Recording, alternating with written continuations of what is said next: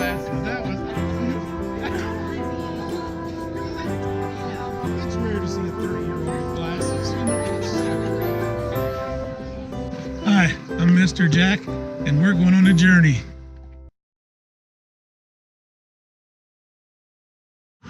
Hey, I'm Mr. Jack, and thank you for joining me today on Mr. Jack's Journey. I hope you're hungry, because today we're going to visit some of my favorite places to eat.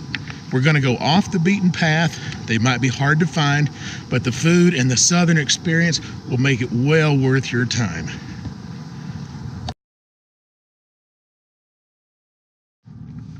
Let's start with what I think is the very best fried chicken in all of Nashville, over at Monells.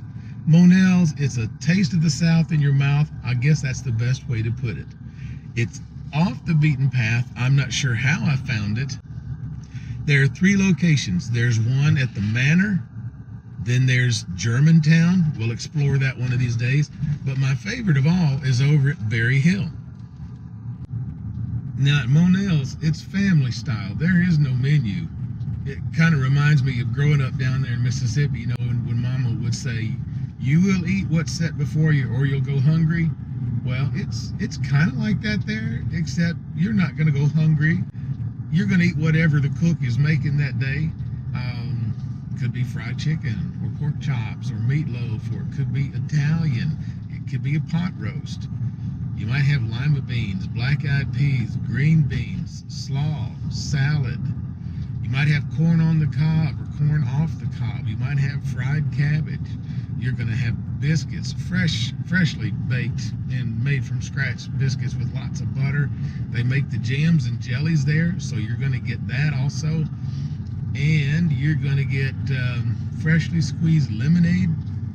And then you'll get that favorite Southern drink of all time, Southern champagne. Well, some people call it sweet tea. You won't go away hungry. I remember the first time we ate at Monells was really kind of neat. There's a Southern lady there. Everybody calls her Mama. And Mama took us by the hand and took us over to the buffet table where we were able to get our plates and our dishes and our silverware. And everybody grabs something. And then you go to this big dining room table. It was kind of cute. She said, "Now, this is just like home. And I want y'all to know, we do not talk on the cell phone while we're at the dinner table." So everybody in our group had to turn their cell phones off and put them down or put them in their pocket, put them in their purse. That was the end of that. Now, after our meal, I remember talking to her again, talking to Mama. Everybody calls her Mama. And I said, "Man, this is the best fried chicken I've ever had." She took me by the hand and said, "Well, just come with me." And she took me back to the kitchen. And I got to see everything there. And she said, "Do you see any pressure cookers here?"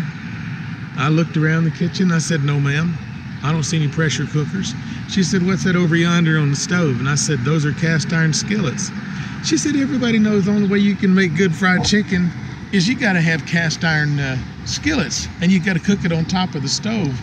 So I think Mama was right. That was really about the best fried chicken I've ever had, and cast iron skillets, that's the best way to make it. So that's Monells.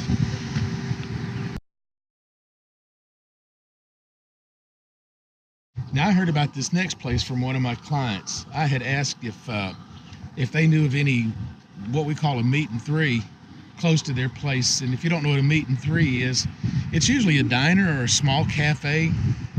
And you go in, the menu is probably written on the wall, it's on a poster somewhere, and the waitress is going to come up and say, "Darling, sugar, honey, what you want?" So you're gonna list a meat, and you're gonna pick out 3 side dishes, and that's why we call it a meat and three. My client told me about a place called Marcy Jos. It's way out in the country. It's probably half an hour, maybe 45 minutes away from Nashville. And we drove up to it. My wife and I looked at it and thought, ain't no way this is gonna be a restaurant. It is way too small.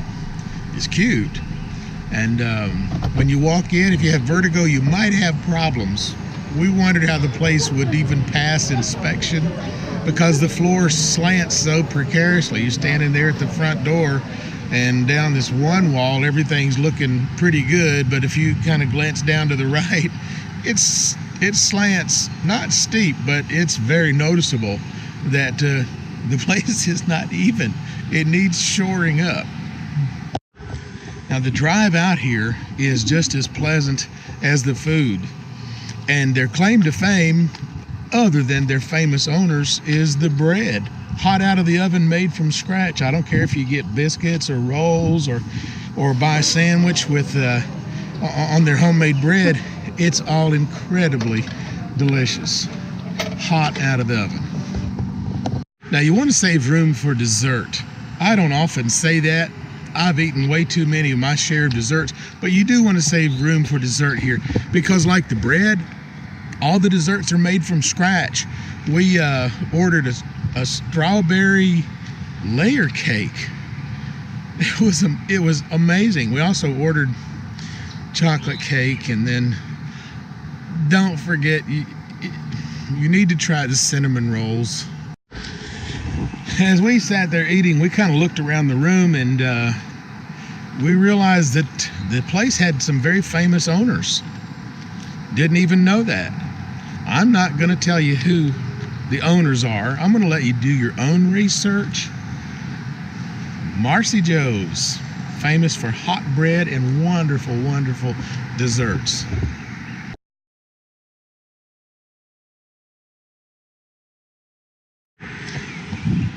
Now, when I stumbled upon this next place, I thought I was the only one who knew about it. I thought I could always come here and the crowds would be small. Not the case. I've since found out it's pretty famous. The locals know about it. I didn't think the tourists would ever find it, but the tourists have found it. It's frequented by locals, tourists, and even celebrities. Now let's step back in time. Let's go to a time when you walked in a little diner, a little cafe, and you had red curtains, you had black and white tiles on the floor, and the chairs had red vinyl on them, and there's this long counter. Behind that counter, somebody's doing homemade or freshly made or made on the spot soda, and somebody's making ice cream sundaes and milkshakes. This is Elliston Place Soda Shop. This is Nashville's oldest continuously operating restaurant in its original location. It opened in the early 1900s. It was a grocery store, then it became a pharmacy, and today it's a great place to go and get some ice cream or a good meal. It's on the National Registry of Historic Places, and it's even in a book, 1,000 places that you got to see before you die. Because of its nostalgic atmosphere, it's become a pretty popular place for music videos and commercials, TV shows. Like I said, locals eat here, tourists eat here, celebrities eat here, and they've even spotted a politician or two. So come here for a meal. Again, save room for dessert, but you're gonna have to share it. I have never seen ice cream sundaes as large as what you're gonna get here. Elliston Place Soda Shop, another hard to find place off the beaten path here in Nashville. I've recently heard from some of the places that I featured here on Mr. Jack's Journey that y'all are mentioning Mr. Jack's Journey, that you saw it on Mr. Jack's Journey whenever you visit these places. I really do appreciate that. That helps to grow this channel, to make it a little more popular. The other things you can do to help grow this channel, make sure you subscribe. And not only subscribe, but there's a little bell. If you hit the bell, that will notify you every time there's a new episode out. Also, leave your comments, whether you like it or you don't like it, suggestions, places that you would like to see. Some of my favorite places to eat here in Nashville. They are off the beaten path, maybe a little hard to find, but it's well worth your time. Monells, Marcy Jos, and Elliston Place Soda Shop. So that about wraps it up for this episode of Mr. Jack's Journey here in Nashville.